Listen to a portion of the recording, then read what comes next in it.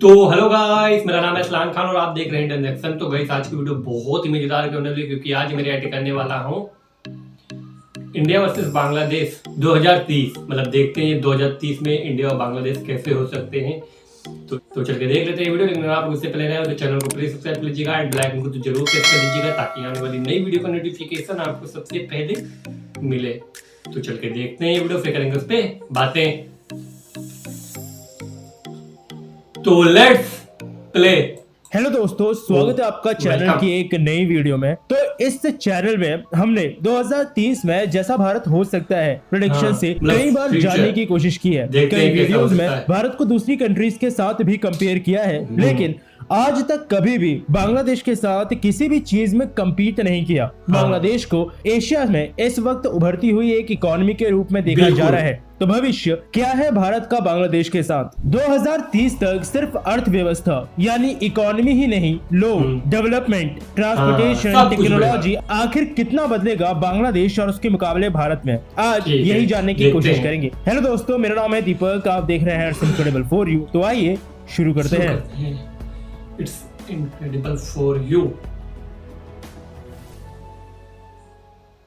तो 2030 में चलते हैं और शुरुआत हम लोग करेंगे इकोनॉमी यानी कि अर्थव्यवस्था के साथ। आज नॉमिनल जीडीपी यानी ग्रॉस डोमेस्टिक प्रोडक्ट के मामले में ओवरऑल हम लोग काफी ज्यादा आगे हों, लेकिन एक चीज आपको पता है कि गरीबी इंडिया और बांग्लादेश में भी आज भी मौजूद है। मतलब इस वक्त IMF एस्टिमेट्स के हिसाब से 3.04 यानी 3.04 ट्रिलियन डॉलर से ज्यादा है हमारी इकोनॉमी। कम नहीं होती है, लेकिन फिर पॉपुलेशन भी उतनी ही आ जाती है और ये प्रॉब्लम शायद हमें 2030 तक सबसे ज्यादा इंपैक्ट करने वाली है। बात करें बांग्लादेश की तो 410 बिलियन डॉलर्स इस वक्त एस्टिमेटेड नॉमिनल जीडीपी है बांग्लादेश की, लेकिन 2030 में कितनी होंगी सबके अपने अपने एस्टिमेट्स हैं। एक यूके बेस्ड फर्म ने बोला है कि 2030 तक बांग्लादेश जीडीपी के मामले में 760 बिलियन डॉलर्स यानी 760 बिलियन डॉलर्स को क्रॉस कर जाएगा।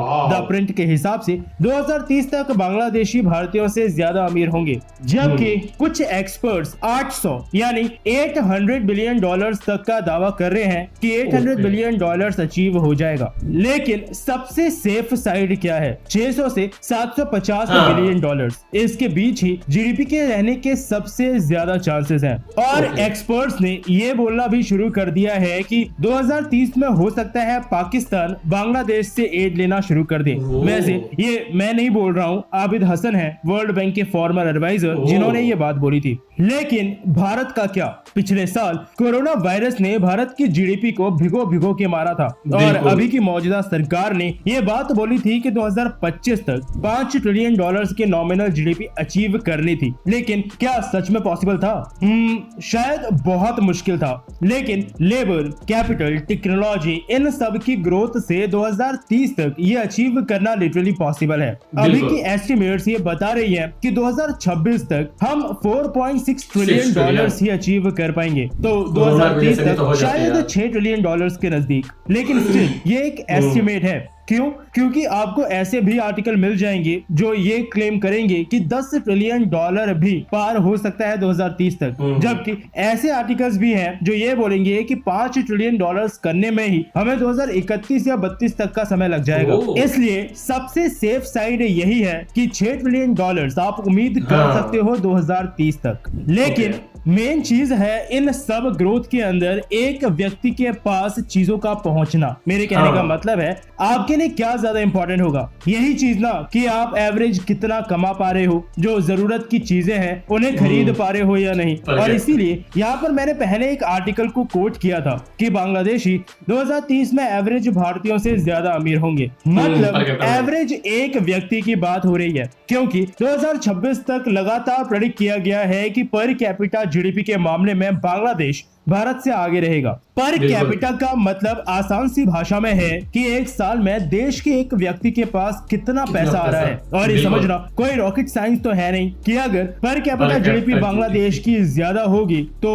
ये बोला जा सकता है कि एवरेज बांग्लादेशी एवरेज इंडियन से ज्यादा अमीर रहेगा। लेकिन इसका कारण क्या है? देखिए, कारण काफी सारे हैं, लेकिन एक को मैं कोट करता हूँ और वो है पॉपुलेशन। वैसे आज जितनी भारत की पॉपुलेशन हो चुकी है, अगर ये इस वक्त वक्त कोई भी प्रॉब्लम क्रिएट नहीं भी कर रही होती ना, तब भी इस पॉपुलेशन को कंट्रोल करना जरूरी हो चुका है। इस साल अप्रैल तक इंडिया के पॉपुलेशन का एग्जैक्ट फिगर ये था जो आप अपनी स्क्रीन पर देख रहे हो, यानी कि लगभग 140 करोड़। और UN department of economics and social affairs के एस्टिमेट्स के मुताबिक 2030 तक 150 करोड़ को क्रॉस कर जाएंगे। यानी कि भले ही जीडीपी बढ़ेगी, लेकिन खाने वाले लोग भी देश में उतने ही बढ़ जाएंगे। बांग्लादेश की बात करें तो उनकी पॉपुलेशन इस वक्त 16.6 यानी 16.6 करोड़ के आसपास है, और 2030 तक कितनी होगी? लगभग 17.8 करोड़ के आसपास। तो फिर एक और सबसे इंपॉर्टेंट चीज जो इस वक्त इंडिया में है वो है पॉपुलेशन को कंट्रोल करना। इसको एक देश बनाकर रखना है फ्यूचर में, लेकिन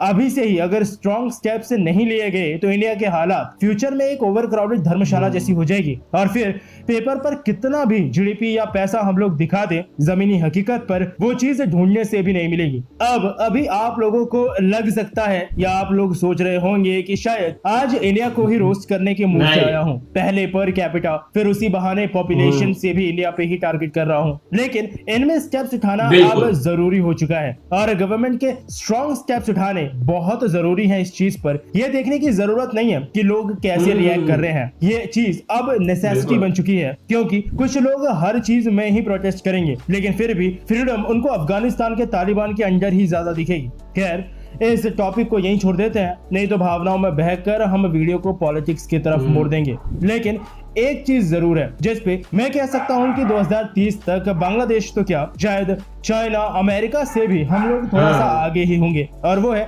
डिजिटलाइजेशन। आज अगर आप धनिया खरीदने भी मार्केट में जा रहे हो तो शायद उस 5-10 रुपए का पेमेंट भी सब्जी वाले को उसके QR कोड को स्कैन कर उसे कर देते हो, और ये चीज मैक्सिमम इंडियंस आज के समय में करते हैं। डिजिटल पेमेंट के मामले में चीन, अमेरिका, साउथ कोरिया सबको पीछे छोड़ चुके हैं हम, और 2030 तक 700 बिलियन डॉलर्स तक की बिजनेस अपॉर्चुनिटीज इंडिया में डिजिटलाइजेशन की वजह से और बढ़ने वाली हैं। पिछले कुछ सालों में इंडिया में डिजिटल क्रांति देखने लायक नहीं है। आपकी मर्जी है, जिसको चाहो उसका क्रेडिट दे दो, लेकिन इस डिजिटल क्रांति ने इंडिया के गांव-गांव के इलाकों तक इंटरनेट को पहुंचाया है, लोगों को इससे फेमिलियर बनाया है। लेकिन फिर भी इंडिया की एक बड़ी पॉपुलेशन आज भी ऐसी है जिसने आज तक इंटरनेट यूज नहीं किया, और हर रोज नए नए लोगों तक इंटरनेट पहुंच रहा है। तो सोचिए, इंडिया में भी आज वो करोड़ों लोग जिनके पास आज इंटरनेट नहीं है, जब वो इंटरनेट से फेमिलियर होंगे, फ्यूचर में इसके बारे में जानेंगे, तो हमारी कंट्री का डिजिटल फ्यूचर कितना ब्राइट होगा। और मेरे हिसाब से ये वो चीजें हैं जिनमें इन्वेस्टमेंट कभी भी बुरा नहीं होता। जब ये डिजिटल इंडिया की बात हुई थी तो मुझे याद है कि पार्लियामेंट में एक पॉलिटिशियन ने बोला था कि ये इंडिया में पॉसिबल ही नहीं है। एक छोटा सा सब्जी वाला, एक छोटा सा गांव जहां लोगों को इंटरनेट नहीं पता, उनके पास बैंक अकाउंट नहीं है, उस कंट्री में डिजिटलाइजेशन आखिर होगा कैसे? खैर, हुआ या नहीं ये तो आपने देख ही लिया, क्योंकि फर्क सिर्फ सोच और अप्रोच का होता है। और थैंक गॉड वो उस वक्त गवर्नमेंट में पावर में नहीं थे, वैसे पावर में तो खैर वो आज भी नहीं है 2024 में। छोड़ो, हम फिर पॉलिटिक्स में जा रहे हैं। और एक आखिरी चीज जिस पे हम लोग बात करेंगे, जैसा मैंने शुरुआत में कहा था, डेवलपमेंट, इकोनॉमी, टेक्नोलॉजी, पॉपुलेशन, सब पे बात कर ली है, रह गया है ट्रांसपोर्टेशन। तो एक चीज 2030 तक दोनों देशों में हो सकती है, वो है बुलेट ट्रेन। इंडिया में तो डेफिनेटली हो ही जाएगी, लेकिन बांग्लादेश में भी ढाका चिटगांव का हाई स्पीड रेलवे प्रोजेक्ट चल रहा है। इंडिया के पहले कॉरिडोर से आधा है ये वैसे डिस्टेंस के मामले में, लेकिन बांग्लादेश के एरिया के हिसाब से काफी अच्छा प्रोजेक्ट है। अगर मेट्रो ट्रेन की बात करें तो बांग्लादेश के अंदर उनकी पहली मेट्रो चलनी काफी नजदीक है ढाका में। ढाका मेट्रो लगभग इस वक्त तक बनकर तैयार हो चुकी है, और उसी तरह से इंडिया में भी काफी सारी सिटीज में मेट्रो का काम चल रहा है, और फ्यूचर में जरूरत के हिसाब से बांग्लादेश के अंदर और ज्यादा मेट्रो ट्रेन के प्रोजेक्ट देखने को मिल सकते हैं। बात करें रोड्स या हाईवेज के प्रोजेक्ट की तो काफी सारे ऑनगोइंग है बांग्लादेश में और इंडिया में भी, और साथ ही काफी सारे प्रपोज्ड भी है, लेकिन प्रोजेक्ट की संख्या इंडिया में ज्यादा है, जो नॉर्मल सी बात है क्योंकि इंडिया बड़ा है।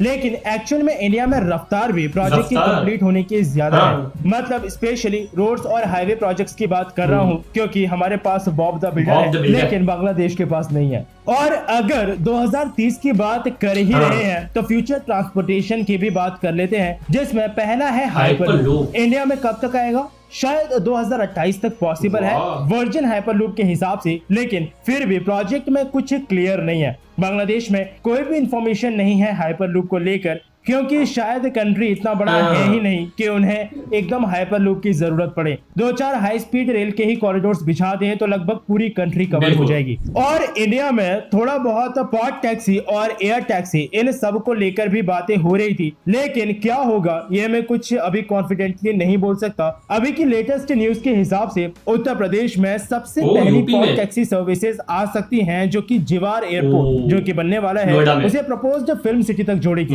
मतलब खैर सपने तो बहुत है, जैसे जिवार एयरपोर्ट बनाना है, लगभग सबसे बड़ा एयरपोर्ट इंडिया में, उससे semi high speed rail connect करनी है, शायद मेट्रो भी कनेक्ट होगी, पॉड टैक्सी सर्विसेज शुरू होंगी। अब क्या क्या हो जाएगा दोनों ही कंट्रीज में वो तो फ्यूचर ही बताएगा। तो बस अभी के लिए इस वीडियो में इतना ही, मिलता हूँ आपसे एक और नई इंटरेस्टिंग टॉपिक की एक। तो यहीं पे ये वीडियो खत्म हो गया एंड आप लोग प्लीज बताइएगा कि आपको ये वीडियो कैसी लगी। वीडियो बहुत ही कमाल की लगी। हालांकि स्टार्टिंग ही जीडीपी से हुई, तो जीडीपी अभी भी बांग्लादेश की बहुत ही ज्यादा जीडीपी है और इंडिया की बता रहे हैं मतलब 6 ट्रिलियन मानो लगभग। हाँ, क्योंकि उससे ज़्यादा भी बता रहे हैं, उससे कम भी बता रहे हैं, तो 6 ट्रिलियन का पूरा मानो, क्योंकि गवर्नमेंट ने भी कहा कि 2026 तक की 5 ट्रिलियन पक्का हो जाएगी। तो गवर्नमेंट भी वही टारगेट में चल रही है। लेकिन बांग्लादेश की भी जीडीपी काफ़ी अच्छी हो जाएगी, 600 से $750 बिलियन के बीच में, तो बहुत अच्छी है यार। और पर कैपिटा के मामले में बांग्लादेश नो डाउट इंडिया से आगे हो जाएगा। 2020 में ही हालांकि आगे हो गया था, लेकिन 2021 में फिर पीछे हो गया। लेकिन अब बता रहे हैं कि मतलब वर्ल्ड बैंक के हिसाब से कि 2026 तक की बांग्लादेश आगे हो जाएगा पर कैपिटा के मामले में। वैसे भी पर कैपिटा तो पॉपुलेशन के ऊपर होती है। अगर पॉपुलेशन इंडिया की कम होती तो आज 3 ट्रिलियन इकोनॉमी तो बहुत ज़्यादा यहाँ का पर कैपिटा होता। और बाकी जैसे एक चीज़ में तो इंडिया तभी भी आगे रहेगा, आज भी आगे सबसे चाइना वाइना पूरी दुनिया में डिजिटलाइजेशन में वैसे भी आगे है, आज भी आगे है, क्योंकि आज भी यहाँ पे सबसे ज़्यादा पेमेंट ऑनलाइन ही होते हैं सब चीज़ में। हर जगह पे सब्जी लेने जाओ तो वहाँ भी, हर जगह पे फल लेने जाओ वहाँ पे भी, हर चीज़ में आजकल ऑनलाइन ही पेमेंट होते हैं। मुझे तो लगता है 2030 तक की आधे ही करेंसी बचेगी यहाँ पे, नोट वाली सब आधी खत्म हो जाएगी धीरे धीरे। अगर अब कोविड ना आए तो फ्यूचर दोनों ही कंट्री को वैसे भी बहुत ही ब्राइट है, लेकिन अगर कोविड आ जाता है तो फिर इकोनॉमी के लिए फिर वो गला सब साबित हो जाएगी। बुलेट ट्रेन तो जहाँ तक इंडिया में आ जाएगी, बांग्लादेश में भी मैंने जब इंडिया बांग्लादेश का मेगा प्रोजेक्ट पे कंपेरिजन किया था तो उसमें भी मुझे पता चला था कि बांग्लादेश में चल रहा है प्रोजेक्ट जो चाइना के साथ है, वो पे बहुत ही कमाल किए जा रहे हैं। लेकिन हाइपरलूप पे भी वहाँ पे है, हाइपरलूप की वजह से भी वहाँ कोई जरूरी है नहीं।